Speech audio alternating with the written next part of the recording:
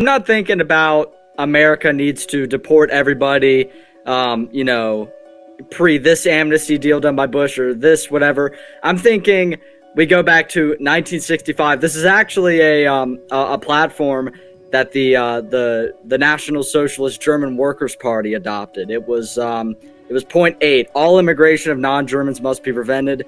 We demand that all non-Germans who have immigrated to Germany since August 2nd, 1914 be required to immediately leave the Reich.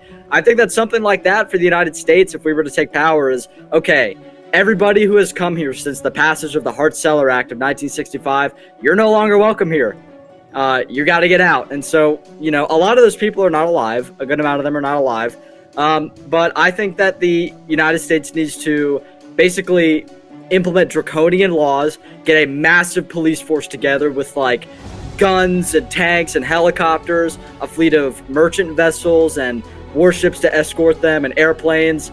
We just need to start crowding all the post-1965 immigrants and their children into the airports, into the seaports, into the places, and start just consistent Berlin airlifting them back to where they came from.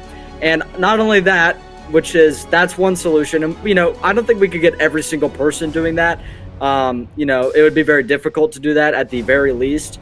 But it would yield some results.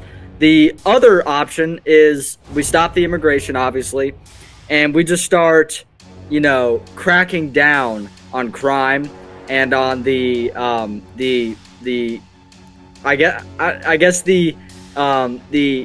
tribal interconnectedness of these racial groups that ultimately leads to racial conflict in the United States.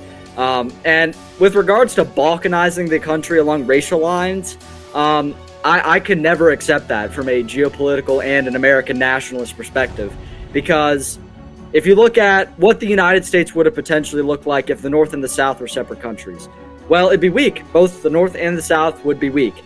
The United States is not a powerful country unless all the parts are working together, unless every single piece of the puzzle is together. So the real solution to this crisis that we have in America with regards to the racial outlook is we need a strong, authoritarian, you're right about this, white nationalist government that's going to enforce order, that's going to protect the white majority above anything else, is going to put Christian interests first and foremost, it's going to stop the immigration, it's going to prioritize the white demographic of America, and it's going to defend the white demographic of America with its life, with everything that it has in it. And we're going to have like a theocratic police force to go out and make the women put on their veils, and we're going to have a racial police force to go out and to stop race mixing and to stop the immigration and all that stuff. That's what we have to do. That's what this situation has called for. It's a very radical, revolutionary situation that we've been put in. So we need a radical, revolutionary solution to change it. And stuff like deporting all post-1965 migrants and their children, necessary.